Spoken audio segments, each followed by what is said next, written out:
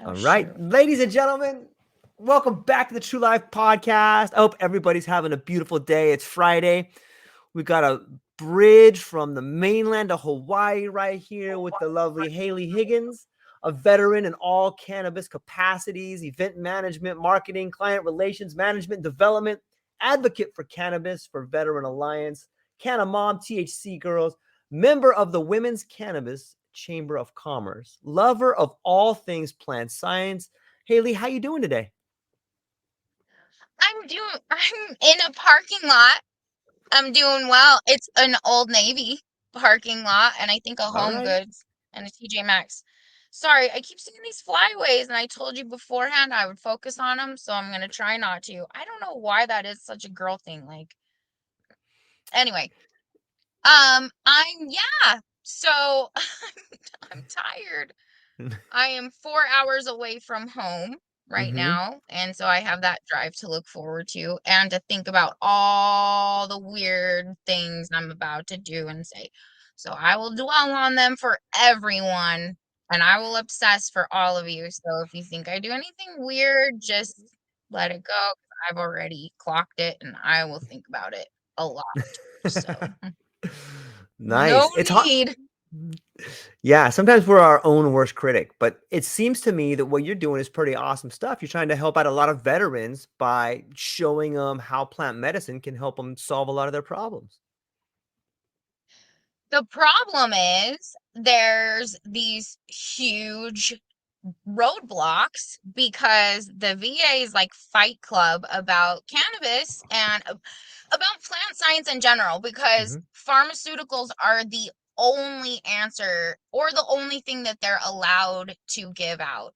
So if you come in, and I'm just gonna lay it out there, word to the wise, if you come in there testing positive for THC and you're on some kind of like opiate for pain management or benzodiazepine for anxiety, don't be surprised if they yank that prescription from you, because doctors at the VA, and it's all liability and it's like Mm-hmm. whatever, it is what it is. But just be prepared to be treated differently. Like, it's just not acceptable yet because it's still federally illegal. So people who are still in active, service Right. members are not allowed to use it. People like my husband, who is he's a combat veteran. He did 2 tours. He did 13, almost 14 years in the military. And then now he works in the federal sector. So he has a security clearance and stuff. So he can't, because it's strictly forbidden by his company because he works with federal contracts. So, and that is a huge market. They headhunt the shit out of veterans because Mm. they're stand-up people and they Yep. want them, and typically they're people who are good with engineering and analytics and things like that. And so they're good in these engineering and, like not factory, but like things like that are always government contracts, like building things that are tanks or jets or whatever, secrets that. And so these people are not allowed to choose their own medicine. I mean, it's like they signed up to die, Yeah. but they cannot choose what they ingest. So my uncle was a Vietnam veteran, and last year, exactly almost a year ago, it was last June, or maybe it was like the very end of May, he had been sent home on end of life care because he had been exposed to Agent Orange while he was in Mm. Vietnam, and it had affected his lung capacity so much that now he had diminished lung capacity to where if he laid flat, he would basically drown in his own Mm. body. And he was miserable. They sent him home with like a feeding tube and that he didn't want, he didn't sign for. And it was just like he had just super subpar care. And then he decided to take his own life instead of, go through hospice and go through all the end of life care and wither away and die, and he hadn't fired a gun since he had come home from Vietnam. That was the first and only time he had fired a weapon. And he was just like the most gentle, good man. He was a good Mormon. He was a father. He was a grocer. You know what I mean? Just gentle, like happy Yeah. with a very small life. But he was not given the dignity of being able to choose his own medicine in the end. And I wish I would have been able to implement what I know now, like about psychedelics, specifically psilocybin, and how they Yeah. implement it in end of life care and people who, are have like a stage 4 cancer, for example, or some sort Yeah. of terminal diagnosis. And psilocybin, it was like 50% of them showed improvement in overall Right. well-being and mental health. And if I could have implemented that along with some cannabis, maybe in his end of life care, maybe he would have wanted to hang on a little bit longer. Or maybe that wouldn't have been the end he chose. And Yeah. so my own mom, like, it's just, I have so many examples of where and who. So my own husband, I'm not gonna lie, like, our marriage, we struggle because he's got PTSD diagnosed, and he he's already okay. I've already done a podcast and talked about it, so it's like he has to know I'm okay, or he has to be okay knowing I'm talking about this right now. I okayed it with him because it is Yeah. personal, Sure. because I am talking about him. I won't talk about like specifics, but he has PTSD. He saw combat twice, and not everybody made it back. And he did. So his job in the military was road clearance, and he cleared Mm. IEDs. So he was a combat engineer. That's what the Mm-hmm. technical name for it was. And so and he was also a captain, so he was an officer. So like he sent people out that didn't come back. And I think that is probably the hardest thing for him to deal with, is like the survivor's guilt, Right. and knowing that he sent people out that didn't come home, and like he had to give their wife a flag, and it was, God, it is the only time I've seen him cry.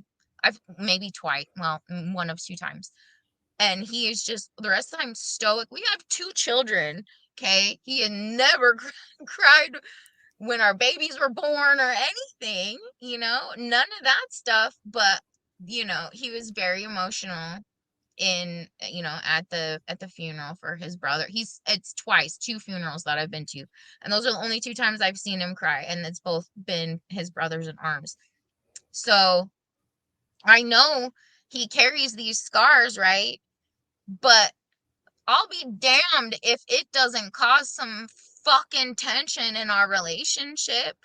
And I'm sorry to use that expression, but it's like I feel like I have to be so emphatic about it. Like, it is Sure. just rough, because I don't know what that PTSD looks like. I have PTSD, but not that kind of Yeah. PTSD. You know what I mean? Like, I have childhood PTSD and like sexual abuse PTSD, but not near, I don't have combat. So it's like two completely different types of trauma. And you cannot just lump them all together Yeah. under the umbrella of PTSD, because they are entirely different. And I will never understand it unless I saw it myself.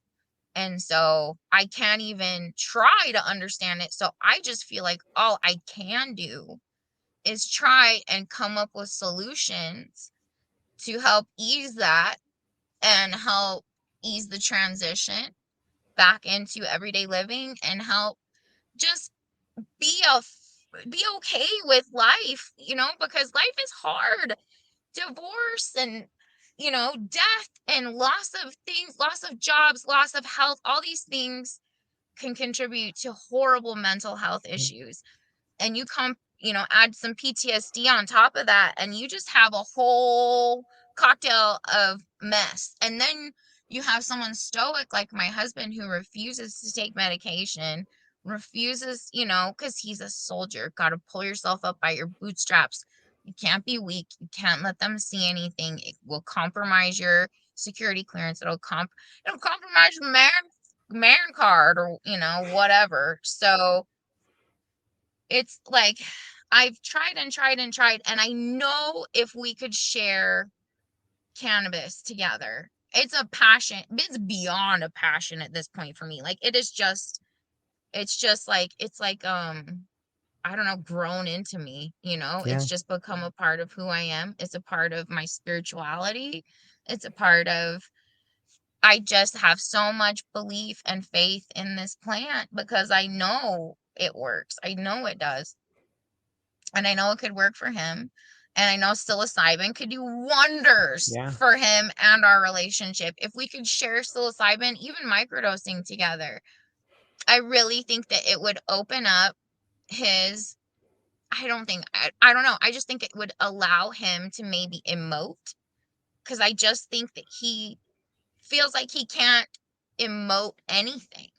Not just, he can't, not, it's not just tears or sadness or weakness or any, it's anything like above a certain level, because that is out of control. And if he loses control, he cannot, who knows if he'll be able to reel it back in. So it's like he has to just maintain control at all times. And I just know if he could like shake it up and loosen it up a little bit, he would just be able to feel and live instead of just tolerating Yeah. existence. And I feel like a lot of veterans that come home, they are put on SSRIs. They're put on these, benzodiazepines. They're put on regimens of tens of 10 pills at a time. I had a buddy who actually I'm doing the volunteer thing at the veteran thing with tomorrow. And when he came home, they had him on 14 different medications. And he said that he had just like become Wow. basically a walking zombie, to where he was like literally drooling at the dinner table. Like he was just sitting like this and like just drooling. And his family just thought that he was, gone, like he was done for, like he was just so damaged. It was no, it was the medications, because it was like Yeah. you were treating just the side effects from, and it's just a tangled web once you start treating just side effects, because then it's like you just stack them one on top of the other. And benzodiazepines and alcohol are the only two drugs that can kill Mm. you when you withdraw from. So, they come home from war and they're putting them on these regimens of these drugs. And then it creates these patients, but it's just keeping them tolerating things. And Right. that's not, you know, it's just sad. And I know they're doing all these studies and they're doing all these veteran led ketamine and whatever, but it's like, who what veteran can just pick up and leave their family? It's just not a feasible thing for everybody. So, and in the meantime, upwards of 40 or more, I read somewhere that could be 70 or more veterans are committing suicide or dying of opioids overdoses or complications from opioids in some way. So it's like, how many have to die before, give them cannabis at least? Like, at least that. So I don't know. It's so frustrating. And it's frustrating for, I'm sure, my husband, but well, I know it is. I shouldn't say I'm sure, or I think it, I know it is, because he's voiced it multiple times. Because it's scary for him, because before I couldn't be loud about it. I had to be basically a mole person for Jesus, almost 20 years, I guess, because I got arrested when I was 19 for I had a few pounds of marijuana, and at the time oxycontin was like in its heyday, Right. and it was everywhere in Utah. So I Yeah. can't even tell you how many people I've buried and seen die and just ravaged by oxycontin. Pharmaceuticals have failed me and every person I know at some point. and it's probably failed every single person who's taken a pharmaceutical at some point. It's just, and people don't see it, or they just refuse to. I don't know, because in Utah it's like the number one state for prescriptions as far as like antidepressants and things Mhm. like that goes. Number one in the nation. So for the amount of prescriptions, and it's just like there's just people tolerating life all over the place, and it's nothing's being fixed or helped or anything. And so I'm hoping, I don't know if anyone will listen to me, honestly. Like Yeah. here in Mississippi, it's a hard market. It's a hard egg to crack. I'm not gonna lie. Like I feel like an alien most of the time. I felt like an alien most of the time in Utah too, because I just feel like I don't know. I don't know. I don't know if people know how to like tolerate me. I don't know, but I think they'll listen, but I don't know if they'll think it's okay. But I'm still going to tell them it's okay, because this thing's been a sin. Cannabis has been a sin, and it's been illegal for forever. So, and I know what that's like, because it was like that for Mormons as well. It was illegal, and it was also going to send you to hell, you know? Mhm. So, I know what that shame is like, and I know what it feels like to carry that around, and you don't have to. You never did in the first place. Like, so I don't know. I'm hoping Mormon, the Mormon culture in Utah is very similar to the Bible Belt culture. Different names, but Right. similar. Um, very, strict values and beliefs. And so I don't want to like rock the boat and make people think I'm, nuts out here trying to shake things up, but I just want people to know that there is an alternative, and that, there are options other than just putting a band-aid on something and paying a pharmaceutical company for the rest of your life, So we'll see if they listen. I don't know. I I think don't know. so. Sometimes in a sick society, the person who is healthy is looked at like a pariah. You know what I mean? Like when you're going around trying to help people, but no one really wants help because they're afraid. It's not that they're afraid of you, it's they're afraid that you have a solution. And if you provide them with the solution, it means everything else they were doing was wrong. So it's not you that Mhm. they're upset about. It's not the thing you're offering. It's the fact that you're trying to get them to look at their life and say, hey, maybe you made a mistake here. And people don't want to make mistakes, specifically because of the way you feel right now. Like you are standing up for what you think is right. You're the person going out and saying, look, this is a better answer. I know I've done it. And people are like, Mhm. whoa, if we do what she says, then maybe we're wrong about our relationships. Maybe we're wrong about our kids. Maybe we're wrong about our parents. And that is the thing that people are taking the drugs to get away from. Like they don't want to face reality, right? And I want moms to be okay with it. And Sure. like, okay, so here's an example of exactly, whoa, fly away. I just thought, here's an example of my best friend, okay? My twin freaking flame.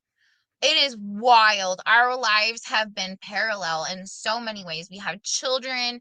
Like, it's just wild how things, and like our children even look alike. Like, my little boy has red hair. Her Mhm. little boy has red hair. It's just like our daughters are this. We have a daughter first, and then we have a son 2 years Right. later. Both of us, I don't know. Anyway, wild, right? Right. So she and I met in a sober living, and so I was part of that ravaged. Okay, so when I was 14, my mom came home with cancer.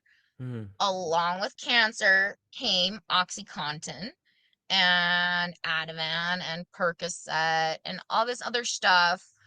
And at the time, it was like marketed 1% or less chance of addiction. Mm. Miracle drug of the future. Right. So they're pushing it on all the pharmaceutical reps. And in Utah, it falls under, so in Mormon culture, in the Book of Mormon, they have what's called the Word of Wisdom. So it's basically like another set of rules to follow along with the 10 commandments. I don't even remember. I think I don't even remember how many or what it, like it's been a while. Right. Look it up. But in the word of wisdom, it says nothing about pharmaceuticals, right? So if Hmm. your doctor, who happens to also be in your church congregation or whatever, because that's usually how it happens, is like, Right. your doctor, or he's your, church leader or whatever. You've grown up with him your whole life or whatever.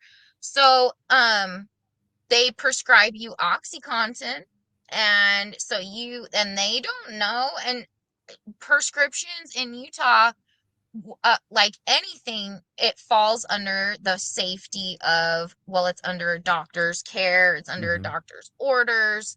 Therefore, it's not contradicting anything, it says here in the word of wisdom. So it gives you a pass, right? So Yeah. OxyContin hits real hard in Utah. And everybody I knew in my high school knew at least one person who, done it or OD'd from it. Like it was rampant. And my mom came home with it. And it was in our medicine cabinet just next to like the Tylenol and the Band-Aids, like it's just like sitting there. No, nobody knew the harm. My parents didn't know. I didn't know. Right. And then, my mom's diagnosis freaked me out because you don't really think of your parents dying when you're 14. You think of them always just kind of being there, right? Yeah. And so, to hear that and to face that in junior high at such a weird age too, Yeah. where you're like in this weird, like not woman, Britney Spears, not yet a woman phase or whatever. And so I was very confused, and, I was angry at God and at the church because I felt like my mom had followed every rule. She never drank, never smoked, never took a drug in her life. Why would she, of all people, be cursed with this, with this cancer? It was in her sinus cavity. It was wild, okay? So it was this inner sinus, and had started to like grow up and behind and like push her into her ocular cavity. And Wow. if it had metastasized anymore, it could have gone into her brain, but they caught it in time. She had radiation and whatnot, but like the damage was done, and she was a patient from then on. And so in them creating her as a patient, they also created me as a patient at Yep. 14. I'm confused about, all these things, and I'm mad and angsty and emo and whatever. And I have a friend that tells me, like, hey, just take some pills. And then I'm like, well, I wonder what we've got at home, boom, done, over with. I am a full blown addict by the beginning of sophomore year. So that would have been the beginning of summer before my sophomore year. So by homecoming, I'd say. So we went on a trip to Las Vegas for homecoming, or around homecoming. And I remember that was the first time I started to withdraw because I was away from home and I didn't have any with me. I didn't bring any with me, and because I didn't know. And so I was so freaking sick, and I didn't have the slightest idea why. I thought I had the flu or food poisoning or something. And then as soon as I came home and I did one of those, you know, dunzo, Yeah. gone, my symptoms are over. And I was like, what? Because it still hadn't come out yet that it was so dangerous. It was Yeah. still being sold. I mean, this is gonna date the hell out of me, but this was like 99-ish. So this was like prime time Oxy, Yeah. all over. So then, you know, it's just a domino effect from there, and it just it destroyed our family. My mom never got better. She had a stroke the day before my high school graduation. And that's wild because my mom and I never got along. My mom Hmm. was very different than me. I don't know if you can tell, I'm a little wild at heart. So, like, the structure of like 50s housewife normalcy scares me, Mm. and I don't like it, and it's suffocating. And I like adventure, and I like to have things to go explore, and I like life needs to be spicy, but my mom wanted everything in order and predictable, and she was very good at balancing all that, but she was anal AF. Never told me she loved me. She was very cold. She made me sing all the time because I could Mm. sing well, and so I was like her. I don't know, man. It was weird. And then after, like, I don't remember her having any, like, affection toward me ever. There was one thing I remember. She came down in the basement. I was playing with my baby dolls because I was obsessed with being a mom when I was a little did I know how freaking hard that Yeah. actually is. That breastfeeding is not fun. I pretend to breastfeed and I loved it. No, breastfeeding is really hard. Kudos to all you moms who Mm-hmm. breastfeed for a really long time because my God, that is a challenge. It was really hard for me. I loved it, but I hated it at the same time. But my mom, after she had her stroke, her ego died. She didn't have that weird, cold, like mommy dearest attitude anymore. Mm. She was like a freaking friend. She was chill AF. And I'm trying not to swear because I hate it and I don't want my kids to see. Let's see, I'm swearing. Mom doesn't swear. But like my mom was all of a sudden very relatable and like just like super fun to hang out with. And I know she would have smoked with me. I know she would have taken psilocybin, but unfortunately she died before I was able to implement any of that also. So it's like, I have these regrets, but I got away from the OxyContin, but it's been hard because I got smashed up in a car accident in 2021. So I've had to Mm. crawl out. So I did experiments on myself, guys, and I know for sure that the pills are creating symptoms. So, right after my accident, I was put on Oxy, right? I wake up, I'm smashed literally like head to toe. I had a big old gash in my face, and then I had broken ribs on both sides, multiple places. I had a collapsed lung. I had a broken pelvis. I had a broken hip. I Wow. had a smashed ankle in multiple places. My kids were restrained in their car seats and they walked away with my daughter had like a very small laceration and my son had just like a very small like hairline fracture in his um from the his car Whoopa. seat whatever. But nothing like both of them are absolutely fine. They didn't they didn't have to stay in the hospital or anything, and thank God. But then and our little wiener dog walked away unscathed entirely. I was taking him to school. It was my daughter's picture day, and we were on this windy road, and there was these big vultures eating a dead whatever in the road, and when they fly up, their wingspan is huge. So if it gets on your windshield, you can't see. And so I was trying to avoid that, and so I went around them and it just went and we overcorrected and just Man. and then it's like you hear that, oh my gosh, that silence before impact is deafening, okay? Mm. And it lasts forever. And it feels like in the movie when everything like freezes and there's like broken glass, like it really does feel like that kind of. It's weird and awful. But it also smashed me up real bad. And so when I got out of the So I wake up in the hospital, first of all, and I'm like, oh shit, like here we go again, dance with the devil again. Because I know there's not really much of a choice. I know there is a necessity for pharmaceuticals. I'm not discounting them. I'm not saying they're all bad, Right. but there should be so much more caution and I don't know, just options because so they put me on Oxy straight away. The kind with no Tylenol, the roxycodone, okay?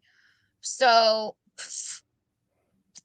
Jesus. here we go, wakes up the beast inside, unleashes that cage. And so, and I'm old enough now that I see it, right? And I'm like, okay, I can't do this. I have children.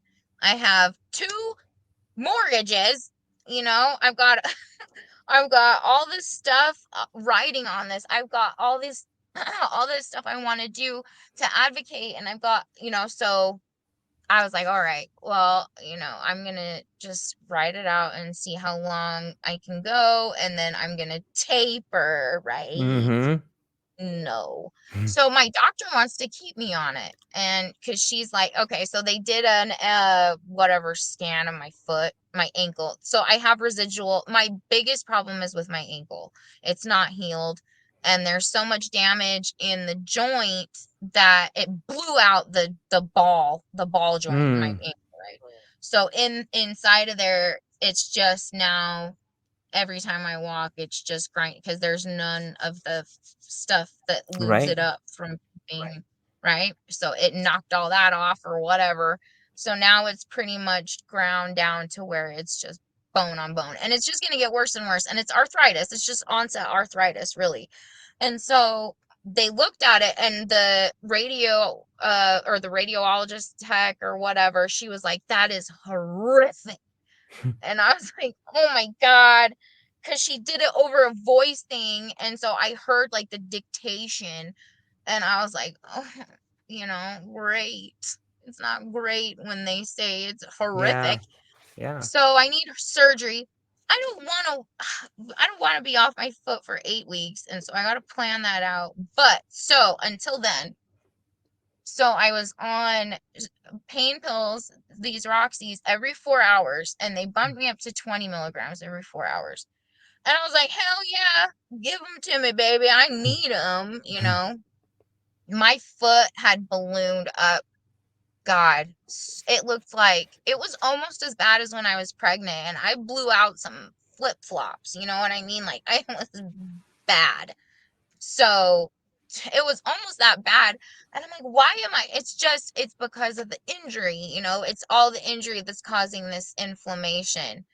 So long story short, I made the decision. I don't want to be on pain pills. I've got to find a different way to deal with this. So I withdrawed at home, and it Mm-hmm. was shitty, but I did it, and I got through it, and then I started microdosing like right away. And obviously I was using cannabis pretty heavy throughout that time. I utilized kratom for the first two Mm. days, and then after that I cut it out. I didn't need it after that, or I didn't want it. I just was Yeah. like grossed out. I didn't want, kratom is off. Okay. And if you've ever got it stuck in your throat before, you want to die. You might think you're dying, actually. It is bad. Or if you inhale and it comes out your nose, that's another bad one. Wait, that is awful. So, anyways, I got off of it and then I was like, what the hell? Because all of a sudden, for like 2 days, I had to pee all day long for 2 days. It just felt like I was going to pee my pants all day, no matter what I did. I lost 30 pounds of swelling, just Wow. probably in my like lower extremities. I'm not joking. And I thought it was a joke. I thought it was a lie. I thought our scale was broken. So I was like, I'm going to guinea pig myself, and I'm going to do it again. So I did. And so I basically got myself addicted twice and withdrawed just to prove to myself, I think, that the symptoms I had uh were just because of the pain meds. And it was Mm. all the pain. It was from the swelling, right? Because all that Right. swelling is so uncomfortable, and your body doesn't want to retain all that water. It's so used to not having to do that. That's why it doesn't do that. It doesn't want it. Yeah. So, like, duh, Haley. But still, I lost all that bloat. I lost all that water out of my body, and I didn't have the limp that I normally had. Like even driving, so I've been driving a lot because I've been trying to do this advocating thing, and so I'm using my tax, or I've pretty much used it up now, but I used my tax return to just kind of travel around Mississippi and see, patients and actual people and kind of get a feel for it here, and what I can do to help and fill in, find the gaps and whatever I can do to help fill them and whatever. And so, anyway, yeah. So I when I travel, my ankle will swell. Like when I'm driving and stuff, I think, Right. obviously because, and I'm like in Jackson, the capital, I'm 4 hours from Jackson. I live in like the northeast tippiest corner of Mississippi. So it's a substantial drive. And I used to just get here and be so uncomfortable and hardly even be able to walk on it. Mm. Now it's like no issues whatsoever. And it fucked me up so bad because I was like, man, all this time just wasted, and just all this money wasted giving it to somebody I hate. I hate the Sacklers. I hate Purdue. I hate all that stuff. It's killed a lot of my friends. It's still Yeah. killing my friends. So, for instance, my twin flame, did I even finish talking about her? I don't think I did. But she got so mad at me. She called me and she was going to ask me for money. I knew what she was doing because she was like, my Cash App card, blah, blah, blah. And as soon as she started talking about it, so she's right now back in active addiction, her and her husband. Mm. He was a coach for a very prominent football team. And like, man, it's just like, it fast. It'll take you out real fast. So they're doing meth and Mm. fentanyl, fentanyl Mm. fentanyl. They're doing the fentanyl to come down. And I'm like, do you know how much And she's like, no, of course they don't know. So anyway, she calls me asking me for money. And I was like, I can't give you money. I'm so sorry. I can't. And I was just like over it. And I might have been a little bit rude, but I was just done. I've given her money a lot and I didn't know she was using because she was lying to me. Mm-hmm. And she told me it was just her husband and she was acting like, this wounded wife and whatnot. But she was using with them the whole time and she was taking the money I was sending her for her kids. And I'm sure they were using it for drugs. And so she's lost her kids now and she's not doing anything to get them back. They're not doing anything. They keep saying they're going to do ibogaine and they're saving up for ibogaine and all this stuff. And I'm like, well, like, what are you doing now? And so she got mad at me and she Mm-hmm. flipped out and she was like, you're better than everyone because you're taking mushrooms and cannabis and blah, blah, blah. And she was like yelling at me like, your life is so great. You talk about how your life is so great. And I was like, yes, it is. It is. It really freaking is. And I was like, I'm sorry. I can't, I can't explain it to you anymore. I love you. I want to help you, but this is not the way. I can't just give you money. I don't, so hung up. And then she sends me a bunch of text messages like, block me on everything if you want. I was like, I'm not going to block you. I love you. I do. I love you.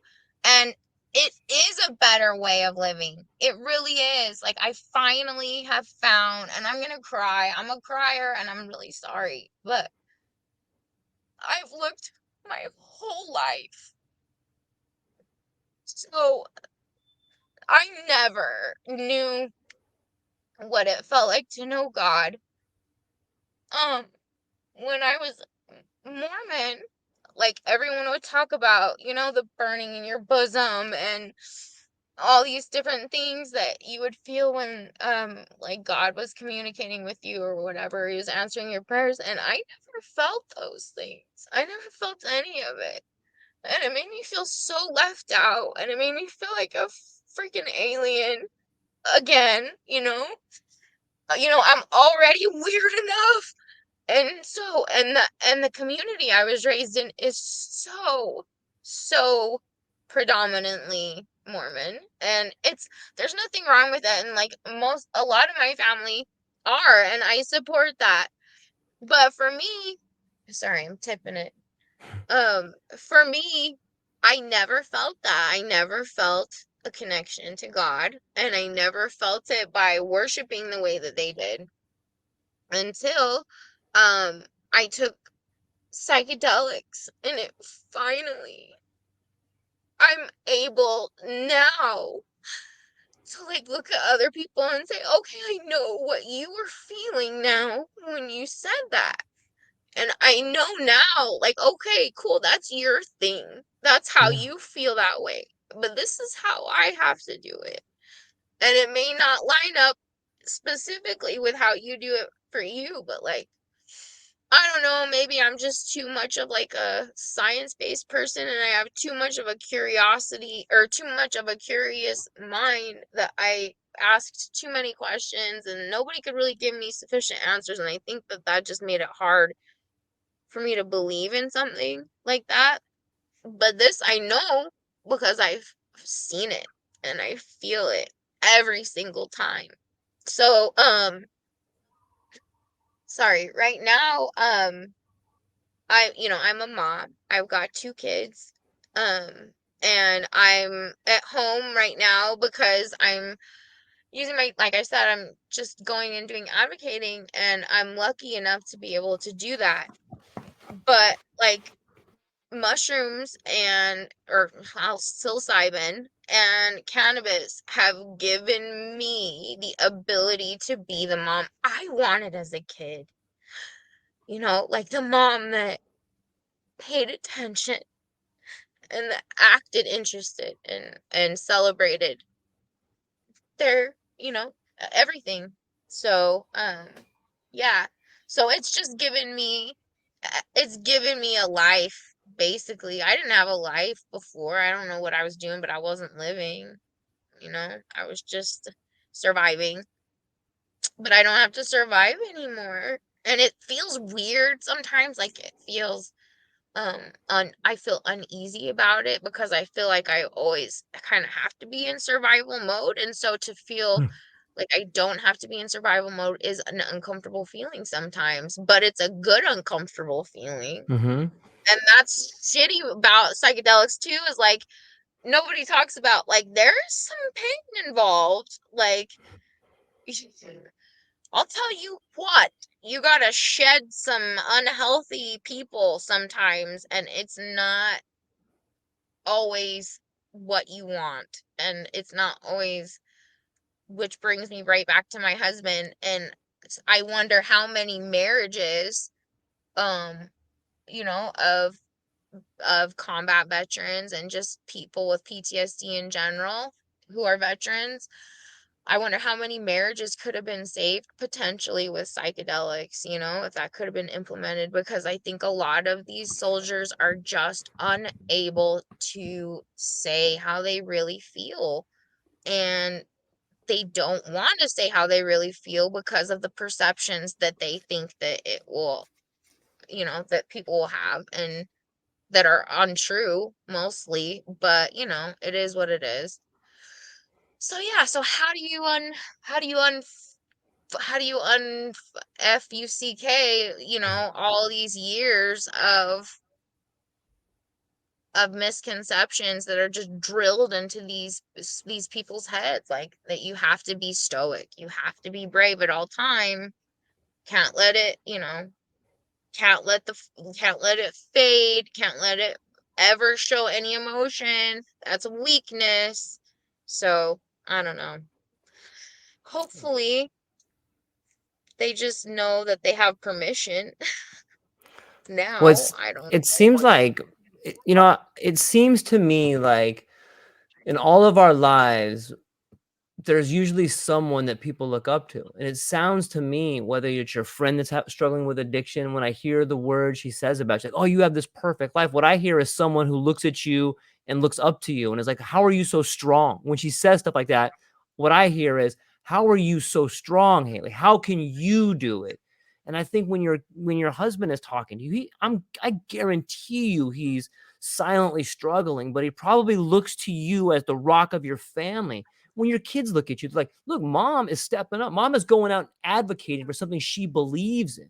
So it's these daily battles of standing up, and regardless. When I hear your story, I think of someone who has the courage to get up every day and fight every battle with every ounce of tenacity they have in their soul. And that is how people begin to change. They see people in their lives that get up and do it regardless of how they feel. And I think that that's what you're doing. I think that your friends see it. I think your husband sees it. And from what I'm hearing is I see even the people back, in Utah that are looking at you. Like, you broke out of something that couldn't contain you. Here's this thing that's trying to hold you in, and you're like, nope, you can't contain me. I don't care what you do to me. You've always found a way to find the best route out. And sometimes it's hurtful. Sometimes people don't want to let you go because they want you to stay there in the suffering with them. So what you're doing is, it's fucking mesmerizing. It's beautiful. You should be really goddamn proud of yourself for doing it, because people around you see it, and you may be the only light in their lives. And that's probably, I mean, that's something that psychedelics shows you, is like, look, you do have the courage to do it. I'll help you.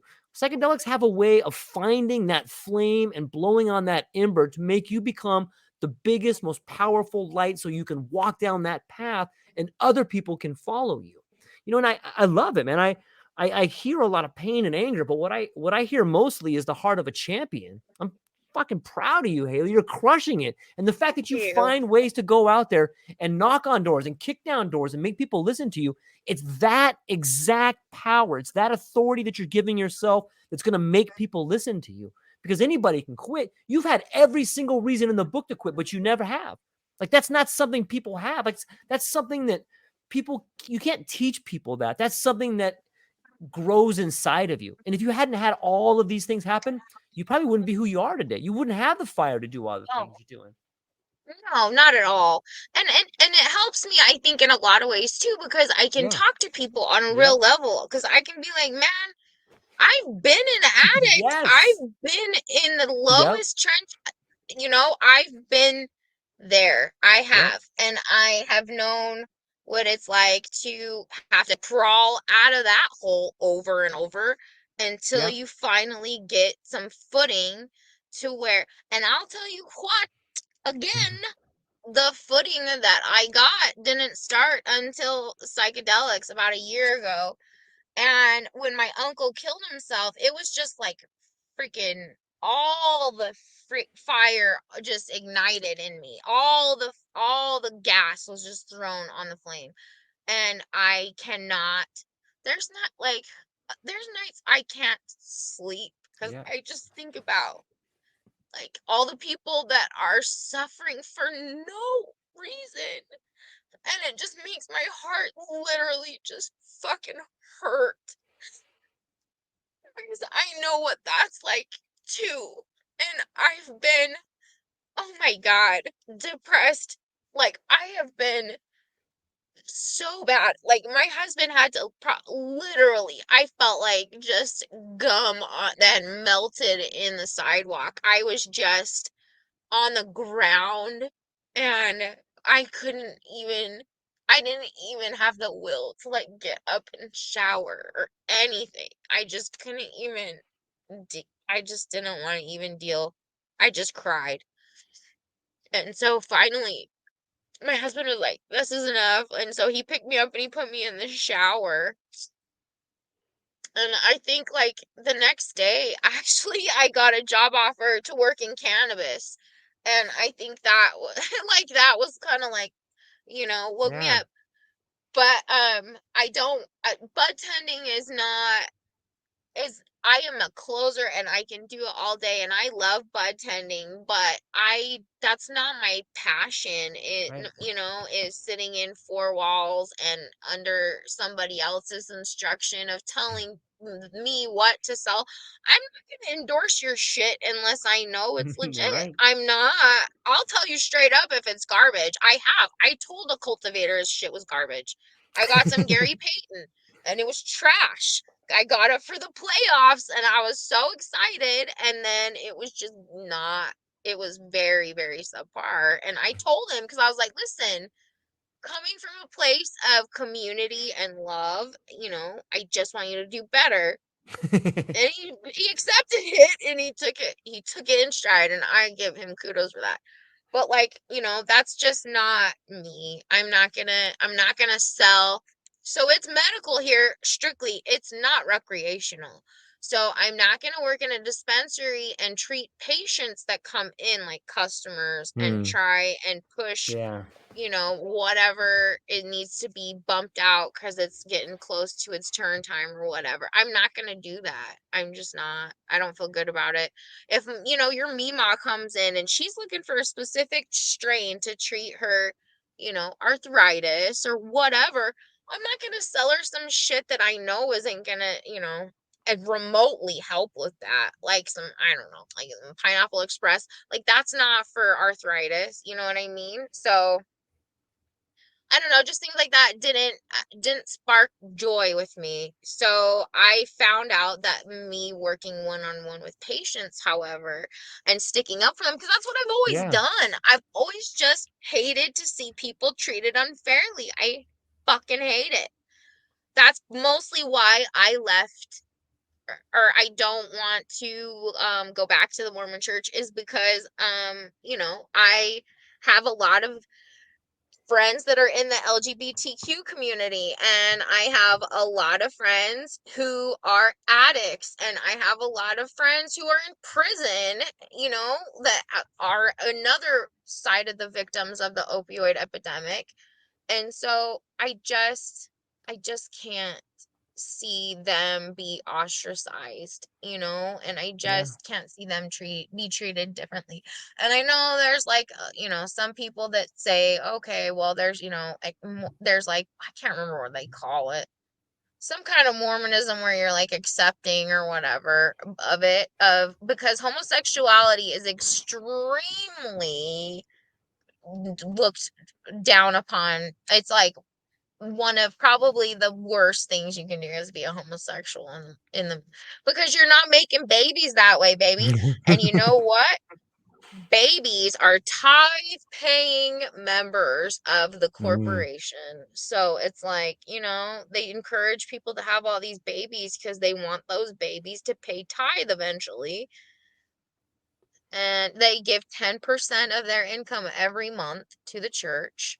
And if you don't get into the temple. So, and that's like the clubhouse. So Mm.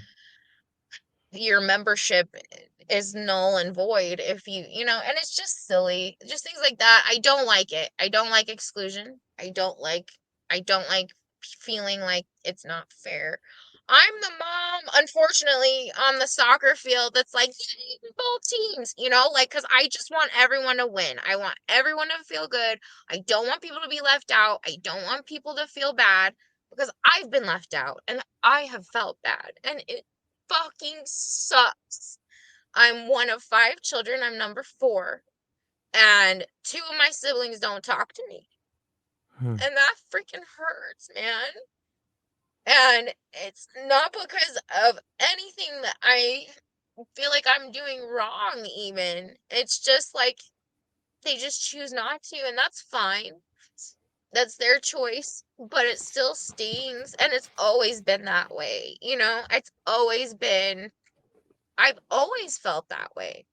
And it's always been mostly because I just didn't fall in line with everybody else, And sometimes when you dance to your own beat of your own drum, it's very lonely. It's a very lonely dance, unfortunately. And um but I hopefully can use my loneliness as some sort of, I don't know, motivation to get out and mingle with actual patients and, get to know actual Yeah. people and, not just get focused on the business side because I feel like everyone gets sucked up into the money and the business and it's like we can finally, sell weed legally and it's like, oh, we're gonna make so much. No, you're not gonna make a lot of money. I'm not making any money. I'm spending my own money, like Hmm. because I just want people to feel better. I really do. And it's unfair that there are so many like laws and restrictions of who can, what I can even do. There isn't even like really a job for me to do this. Like I basically am like I'm trying to like manifest Yeah. someone to give me a job doing this. And so I don't know. I don't know if Mississippi's ready for that though. So we'll see. I'll Well, just keep regardless, doing this until they are. yeah, no, I think that, you know, in creating a path, it's like if you go out on a trail, you can follow the trail and you can get to the destination. But if you create your own path, you're going to get scratched up. You're going to get hit by some brushes. You Mm, might even fall down. But you know what? You may also find a view that no one else has. The only way to make discoveries is to blaze your own trail. There's like one of my favorite myths is like this myth of King Arthur. And they're sitting down in this giant tower and they're sitting down with the knights at the round table and they're getting ready to eat this amazing dinner. And all of a sudden, there's this beautiful like lights, like oh, and like the golden ark shows up on the table, and all the knights and King Arthur are like, whoa, what is this thing? And they have this vision, and in this vision on the table, they're told to go and find the ark. So the knights stand up and King Arthur stand up, and they decide to go and find the Ark of the Covenant. And what they do is they make their way to the dark forest and they decide that the only way to ever find this beautiful vision that they're looking for is that they have to go alone. And not only do they have to go mhm, alone, but they have to find the darkest, craziest, scariest part of the forest for them and make their own trail. Right. And that's the kind of the beauty of our lives is look, you could stay in Utah, you could make amends with your family, and you could stay the course of that way. But that's not the life that you were handed. Your life I'll be is a life of miserable that discovery. Yeah, way more than now. Like, and the thing that I have learned in life is that when we look back on the tragedies of our life, what we see when we get to the end of the road is like, wow, that was a tough part of my life, but I'm glad I took that because I'm here now. way. And when I think about what you're saying about helping people, the only way you can really help somebody is to understand what they're going through. And the only way you can understand what they're going through is to have gone through something similar. You know what I mean by that? Like that's why you can help out other women that are in relationships with soldiers who have PTSD. That's why you can help out with a friend with addiction. That's why you can kick down doors because you've gone through all that. And that's like a badge of honor to not only go through it, but to come out the other side with the understanding of how to get through it. I think that's the purpose of tragedy sometimes. And it's not that life is trying to hurt us. It's that we're not real good dancers and life is. Life is swinging us around and showing us stuff and we're falling here and there. But look, once we learn how to dance, all of a sudden, guess what? We're starting to dance with life. This thing you talk about, hey, I'm trying to get someone to give me a job. You're an entrepreneur. You're out finding ways to make the world better, and the world will reward you. I promise you on that in ways you can't even imagine. It will. But it's just a matter of going out and continuing to do it. You're continuing to dance, you're finding a way, and in doing that, you're inspiring other people to do it. And there's no amount of money that can do that. There's no amount of money someone can pay you when the payoff is inspiration, because inspiration is something that lasts forever. Money is something that people hand you a paycheck with and, hey, go sell this to this person that doesn't need it. Anybody can do that, but not hardly anybody can do what you're doing. And I hope you are firm with that. I hope you understand that what you're doing is not only something that's necessary, but it's something that you're called to do. And a lot of people, they hear So, the call and they can't do it, right? It's a beautiful thing. And I know it's hard, but if it was easy, everybody would do it. You know what I mean? and it's hard sometimes to find the balance and Yes. like so like for instance my son he's 6. Oh god, here we go, I'm gonna cry again, just warning you. um he came to me and he said, "Mom, I miss you so much," you know. And he said, "When you're gone, I feel like a part of me is gone," and I lost it, obviously.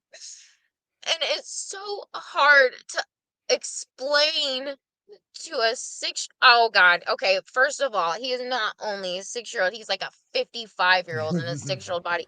He has like a stock portfolio stash somewhere. I swear to God, he is the most astute, like scholar and a gentleman. I'll tell you what, man, I don't know. It must be all the Jaws. He loves Jaws. Okay, all 4 Jaws movies. Oh man, the I can't handle any more Jaws movies.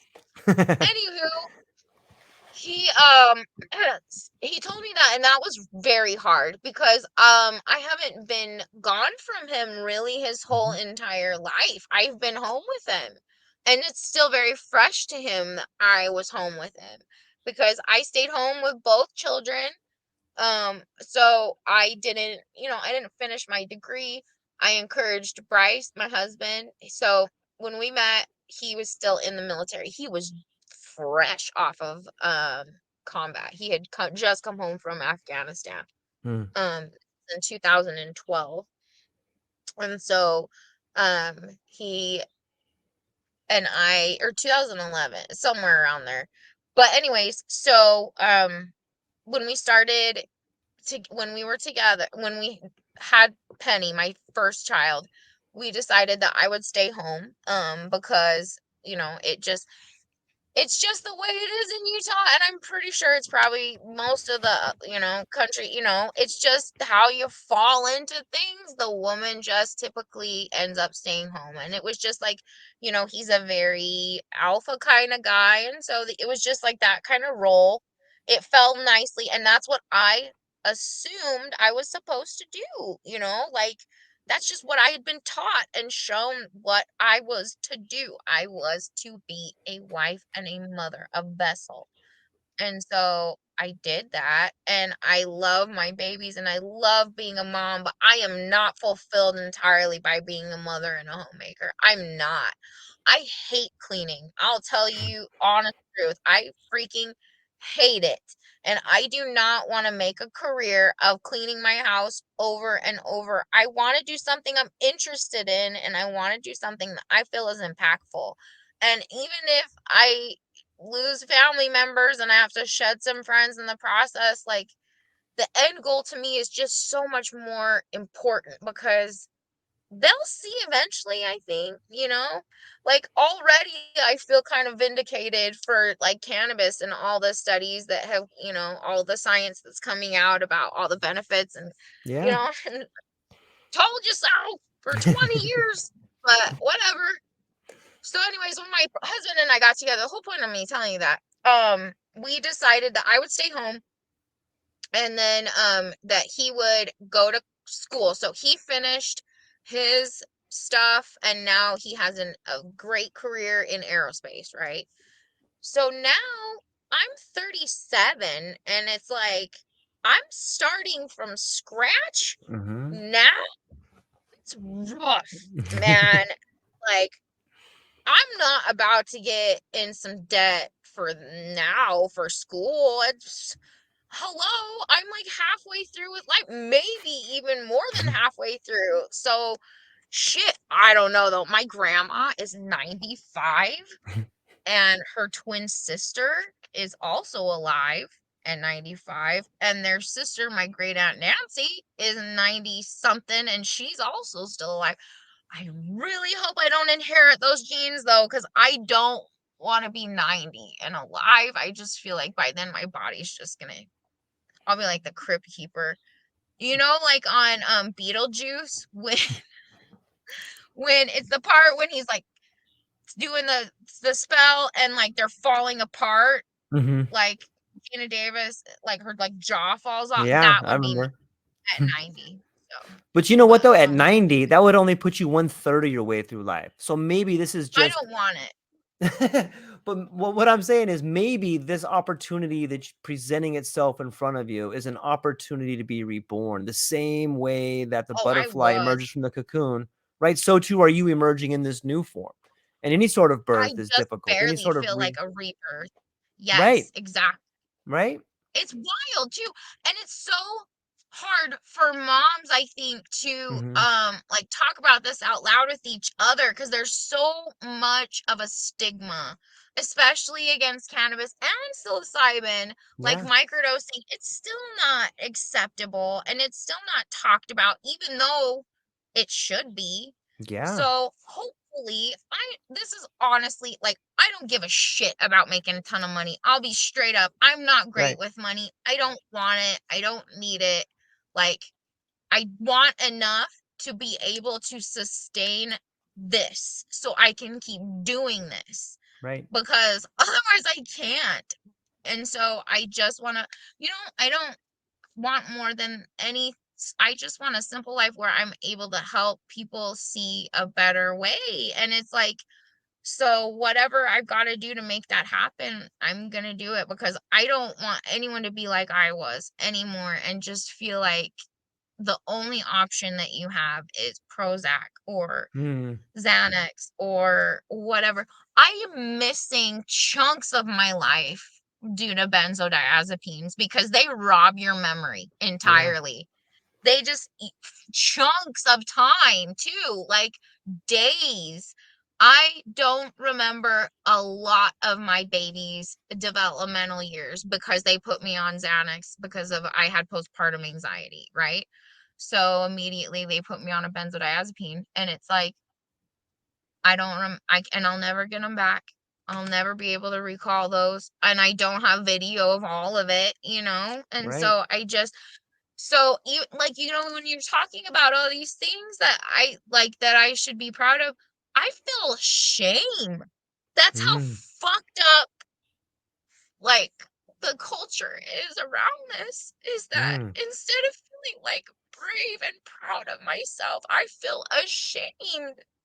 Like I can't be proud of it. You know what I mean? Like I am still indoctrinated to think that I am doing something against God or against, something. And so it's like this cycle of shame is just it's awful. It's like it's a killer. It kills people, And it's just these very complicated things to unravel and it's like so I don't know, it's hard to d- get the shame away from feeling like it's something acceptable because there's still a lot of shame in other people's views about it and so it's like when they feel like it's shameful it's like you kind of start to trick yourself again into thinking it's something to be ashamed of. but There, I clarified it. That was a what is lot of word vomit. no, it's all good. It makes sense. But what is shameful? Like what particular experience is That it's shameful? illegal for one, Mm, like that psilocybin is right. illegal. You're breaking the law. I mean, at Mm, the end of the day. And so this is what drove me underground for so long is the threat of DCFS at my mhm. door, snatching my kids like the scary guys in ET. You know the part in ET with the white guys and the coats and they come Yeah. in? Holy shit, that scared me so bad as a kid. So bad. Just that someone like that could just come into your house and snatch your alien friend, just out of Yeah. nowhere and not tell you where they're taking them and they're in like these scary white hazmat. Anyways, I translate that into Yeah. DCFS like what it would be like because it's that same fear.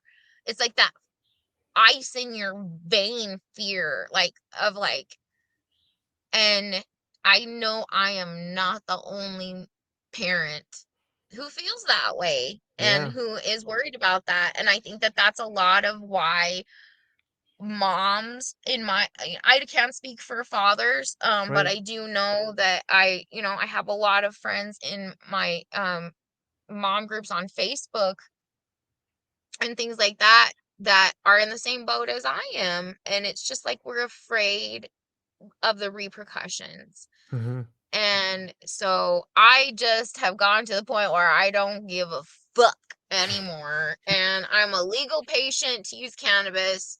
So that Yeah. you can, whatever. Yeah. But with the psilocybin, I will fight to the death in court about the benefits. And I will show them the benefits compared to Yeah. what a traditional SSRI does. So, Yep. I think that my lawyering skills are true crime based. Years of true crime, I will add Mhm. multiple seasons of Dateline, so I feel like I'm pretty solid as far Yeah. as defending myself.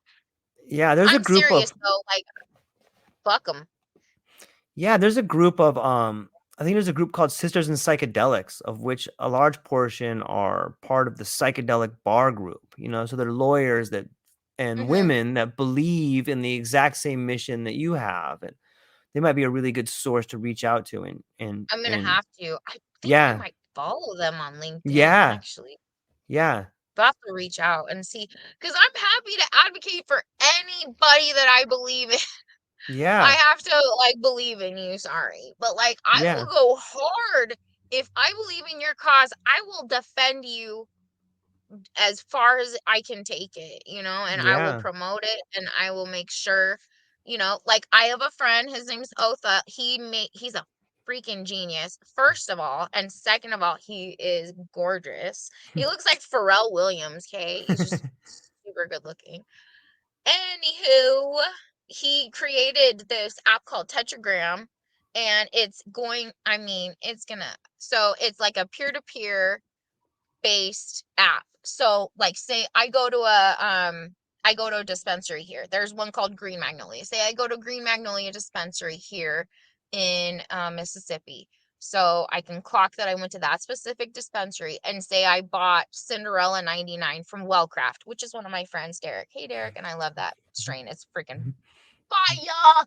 Anyway, send me some for free because I just plugged that. But Otha's app, so like I say, I really liked the Cinderella. I can rate it on the app and I can tell you, and Mhm. it's better than Leafly because it's not people being paid Right, or, given some sort of, whatever. I don't know. I don't even know what they can give them here legally. Discounts or something, anyways, like your second cousin going on Leafly. So this would be an actual like peer-to-peer app. So it would be actual people communicating about it instead of just people, right. making shit up. Yeah, So and it'll be legit, like 1 star, and then it'll say, like this made me feel sleepy, hungry, whatever, and it'll be personalized to your own too, so that you can track your own. Because I've been doing this anyway, okay? So this was another thing.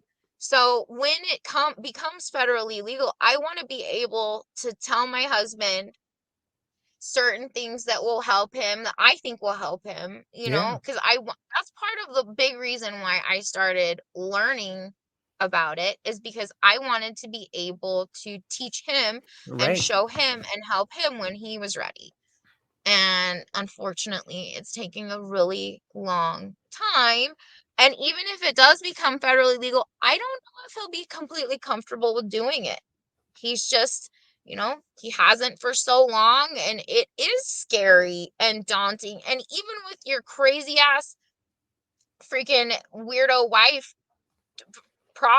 being a prophet about mushrooms all the time, like even then, it's still, he still has his reservations. yeah, So it's a natural human instinct to be scared of something unknown like this. And I think yeah, I just have always like not had a very good like gave a shit meter. So it's like, I just never shit. I wanted to try, and I'm so glad I did. And that's yeah. why you should all try. Yeah, I think it's definitely something that is gonna revolutionize mental health, and it takes away the lifetime addiction of being addicted to not only the pills, but the care and the hospitals and all the trauma that comes with it. And it can happen Comforting. quickly too. And it has the power to heal relationships the same way Neosporin can heal scabs. You know what I mean? Like it's really good, Absolutely. right? And Yeah. MDMA too. Like I think that they Yes. should implement that in marriage counseling, like as like a freaking on a menu. Like you can go in for Yes. marriage counseling and you guys can take, plan an MDMA trip together.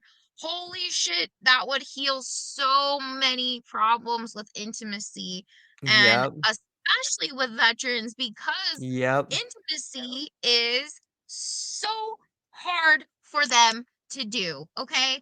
I did not see my husband, like, man, he didn't know how to even hold our daughter. Okay. We brought our baby home from the hospital and he was just like, for the first 6 months, he just like didn't know how to like emote. He didn't know how to talk to her. He didn't know like, because baby talk and all that shit is so foreign to him. Like, like that kind of emotion of like, Hmm. I don't know what even emotion is that? Just like fucking like that emotion. You know what Yeah. I mean? I get that bad. Man, I love a baby too. So, I'm like obsessed, like sniffing my newborn's head like it's crack cocaine, like, oh my God, the smell of a baby head is so bad and addictive. It really is. Like, it is. I used to wear them just so I could smell their little heads. But like he didn't get all that, and like and it took him a really time, and I had to like teach him how to talk to a baby. Like it just like things like that are just so suppressed. Like it seems silly, but like it's just like things like that are like so hard for them to like because that shows some sort of like I don't know, vulnerability, I guess, to talk to a baby because you're talking like in a cute voice. And so you're not, you know, your Yeah. Kensington Palace self all the time. So it's hard to crack those guys. And I think psychedelics is definitely the key. And so tomorrow I'm going to Tupelo, to the Veteran of Foreign Wars. Hmm.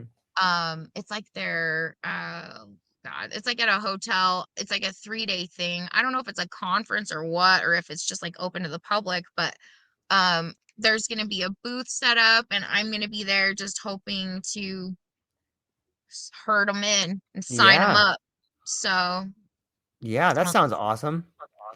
come on, buddy, let's get high. Just kidding, I won't say that. Is it with like a No, I'm specific excited person, though. or is it with like is there a company you're working with when you go down there?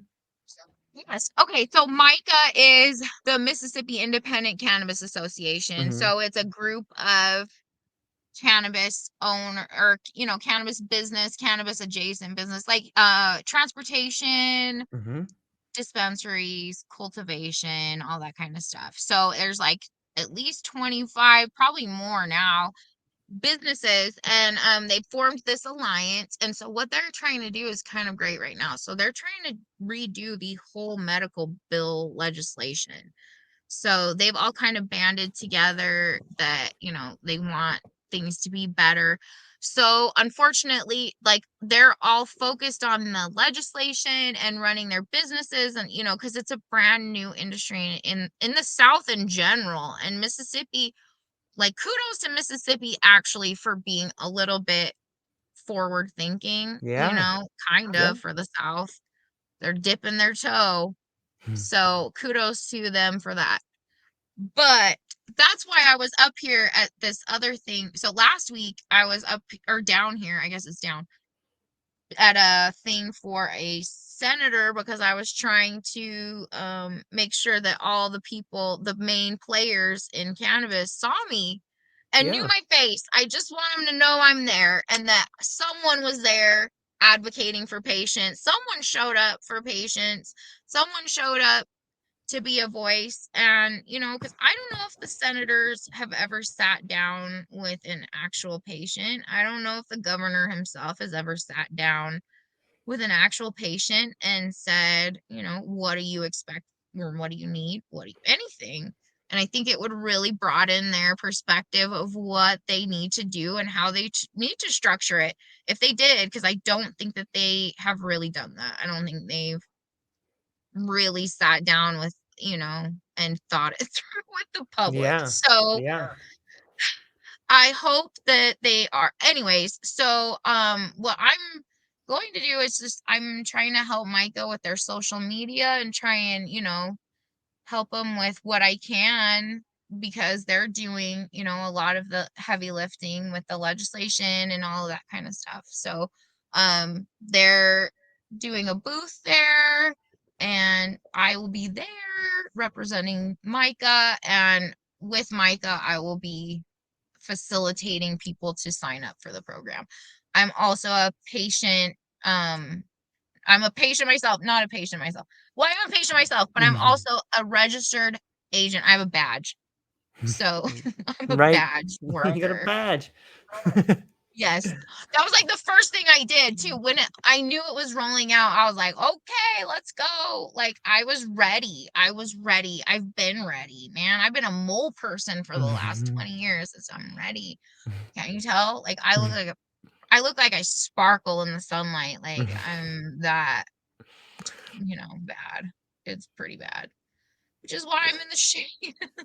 No, it's all good. It's Ah, it's it's like you've been training your whole life for this. And so it's exciting to have an outlet where you can pour yourself into that container and people can come and learn and understand. And look, you're speaking from experience. So I'm looking forward to seeing what comes out of it. And, I got to tell you, Haley, this has been a really awesome conversation. I appreciate you coming on. I thank you for appreciate you having being me. candid. I love it all. And I think that maybe we can inspire some people that look, I know without a doubt there's people that are in the exact same situation and that your I do story too. helps those people. That's all we can do in life is try to inspire other people. And I think that we've done that today. And I look forward to future conversations. And where's Me the best too. people? Yeah. Where's the best place for people to reach out to you? Is it on your LinkedIn page or? I'm not, I don't have like a, blue check mark or anything. Right, right. So you can hit me up and I will probably respond because I think it's important. Yeah. And I'm on LinkedIn under Haley Higgins. I don't think it has my maiden name. Yeah, it's just Haley Higgins. I'm about the only redheaded Haley Higgins on there. So, and Well, I awesome. think my email and stuff is attached to that. So if you want to get a hold of me that way, it's on there as well. Whatever. I'm Yeah. open to it. Let's work together. Let's change some lives. And if you have questions or whatever, like, I am happy to connect. And I've been through a lot of different trenches and I've crawled through them, Yeah. and I will crawl through them with you. And I promise you, there is like an actual light at the end of the tunnel, man. Like an actual light, like for Yep. real, for, Yep. for real reals. Yes. Well, I appreciate it. I appreciate blazing the trail and helping people. And everybody watching the show, check out. I'm gonna put her LinkedIn profile link in the show notes so you can reach out to her, grab some free advice, some free information, and she's willing to help out anybody that's willing to give her a buzz. And so, Haley, hang on one second. I'm going to talk to you, but I'm going to hang up with the people for a moment. So that's all we got for today, ladies and gentlemen. Thank you so much for hanging out with the both of us. I hope you had a beautiful day. I hope you have a great weekend, and we'll talk to you soon. Aloha.